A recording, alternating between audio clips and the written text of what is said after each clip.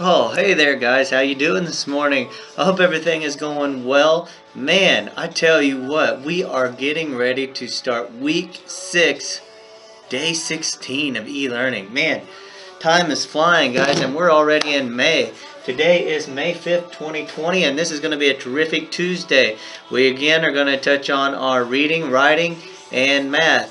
We're starting something new in reading today. Going to continue to work on poems, and we got a new standard in math. So guys, hopefully you're ready to get going, and like I said, let's get started with day 16. Here we come, coming at you guys. Hi there guys, welcome, and we're back for another day of our talk show. And for our talk show today, it is called Diver's Diary. That's right, Diver's Diary, because we are here with a special guest. He is none other than Diver Dan. Diver Dan, thank you for being here.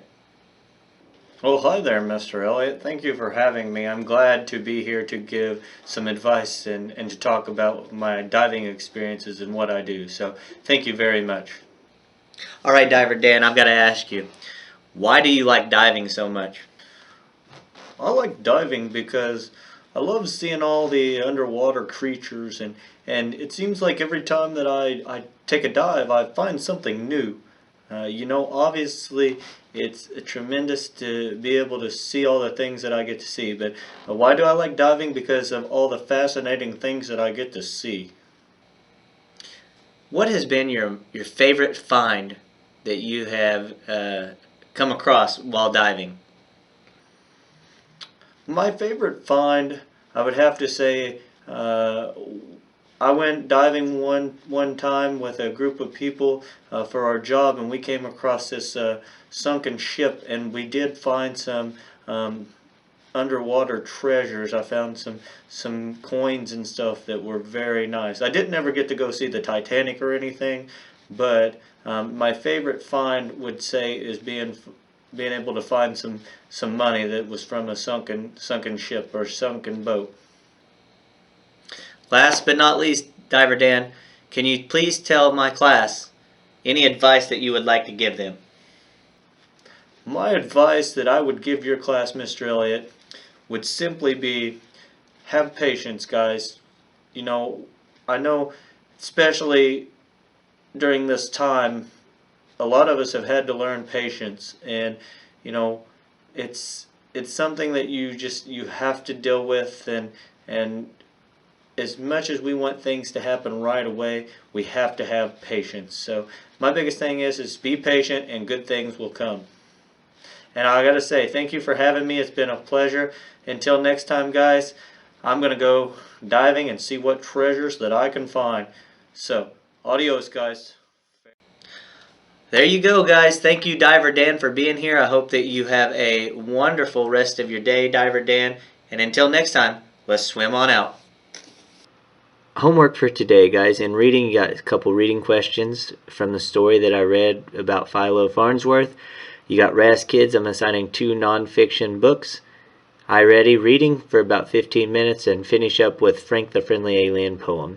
In writing, you're going to have a journal entry, and then don't forget to do your Google Docs poem focused on sound words, which are automatopoeias. Math, you got a Google Form application problem, and then please do Zern for about 15 minutes. Finish up with an activity and challenge, which is create a short video.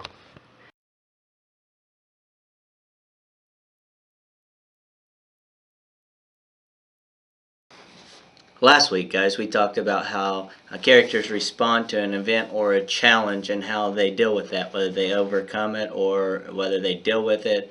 But we're going to move to a different standard. This week, we're going to be talking about historical figures and events and how those have played out into a process of what we deal with today in society. Now, that is talking about nonfiction. So we're going to be talking about real life events or real life people who have shaped where we are today. Now, I'm going to read a story about a boy who invented the TV. This is the story of Philo Farnsworth. And I'm going to read this to you. I'm only going to get through half of it because it's a long book. And then you're going to have some reading questions on Google Forms that you're going to have to fill out. So We're going to talk about how this particular boy inventing the TV has shaped where we are today with technology and how far technology, especially TVs, have come. So, with further ado, the boy who invented TV. The story of Philo Farnsworth. At the beginning, this is the cover. It says, Life before Philo. Imagine what it was like growing up on a farm in the American West of 1906. With electricity rare out in the country, chores took up most of your day. No refrigerators, no cars, few phones, hardly any indoor bathrooms. Long distances separated you from friends and relations. Meeting up with others took some effort. You rode a horse or walked. There were trains, but riding or even seeing one was a big deal.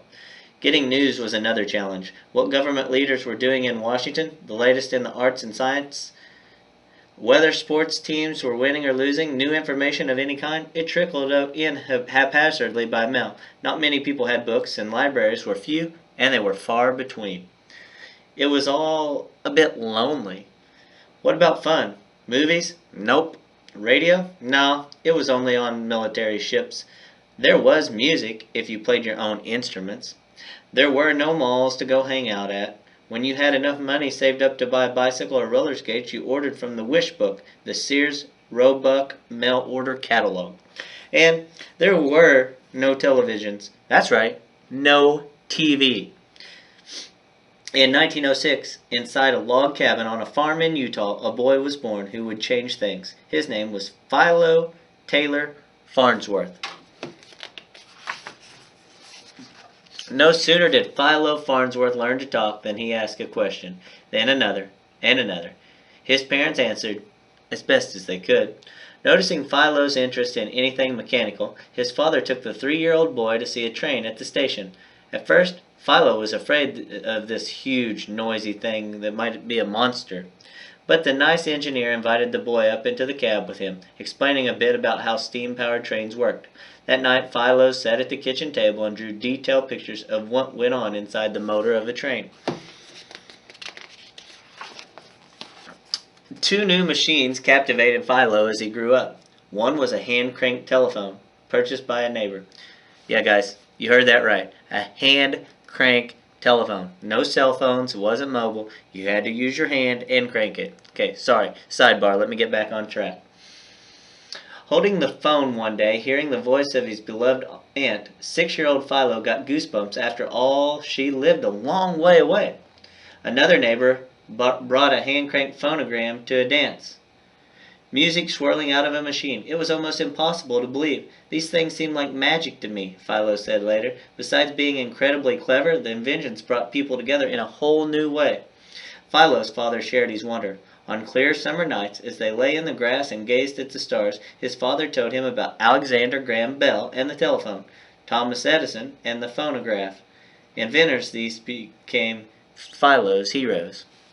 There's 2 inventions that he was in love with. Let's see what happens after we talked about the 2 things he really enjoyed. Away on a temporary job, his father appointed Philo the oldest of 5 children, the man in the family. Philo was 8. His many chores included feeding the pigs, milking and grazing the cows, fetching wood for the stove.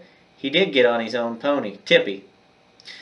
It was also sort of a reward to skip school for a while. Bullies there teased him about his unusual name, shy and serious. Philo didn't fight back.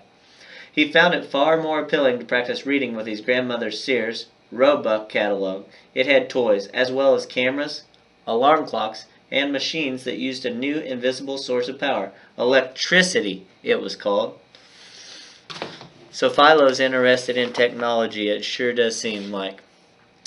In his spare time, Philo raised lambs and sold them. When he had enough money saved up, he visited his grandmother to pick a bicycle out of her catalog, but somehow she talked him into ordering a violin instead. Philo did love the sound of music, its orderly rhythms, and even at age 10, he dreamed of fame. Maybe he could find it by creating music like what he heard on the neighbor's phonograph. Soon he was performing in dance bands, making $5 every Friday night. Playing the violin was one more thing for the bullies to tease him about. Then one day, Philo fought back, and the teasing ended. Guys, before I turn this page and get started, $5 doesn't seem like a lot, but at that time it was quite a bit of money, especially for a young boy. This will be the last page, and then we'll continue to get started with talking about some answering questions. Trying for a better life, the Farnsworth moved from Utah to an Idaho farm with fields of beets and potatoes. 11-year-old Philo drove one of their covered wagons carrying a crate of piglets, a cage of hens, his violin, and their new prized possession, a phonograph. Arriving in the Snake River Valley, he noticed something up in the air. Power lines! Their new home was wired for electricity. A generator ran the lights and the water heater, the hay stacker and grain elevator, and other farm equipment. And up in the attic was another welcome surprise, a shelf of old popular science magazines with thrilling articles about magnetism, electricity, and those new magic boxes. Radios. Philo promptly claimed them as in his bedroom. His chores began before dawn, but he trained himself to wake up an hour early so he could switch on the lights and read in bed. Any spare money he had went to buying more magazines. That's when he saw the word television for the first time. It meant a machine that was something like a radio, only it sent pictures instead of sounds. It didn't actually exist yet, but scientists were racing to invent one. And I'm going to stop there, and we'll continue tomorrow because this is a long book. We have read a little bit about Philo. It says the boy who invented TV. Now, up to this point, we haven't seen anything about the TV. Philo has just now discovered some science magazines and been introduced to the word television that sent pictures instead of sound. Now, we don't know where this is going. We're going to have to wait to find out until tomorrow. But remember, this is an 11-year-old boy who moved from Utah to Idaho, and he is the oldest child in his family. Wait until we read more to find out tomorrow, but you're going to have a few questions on Google Forms that go with what we've read, The Boy Who Invented TV.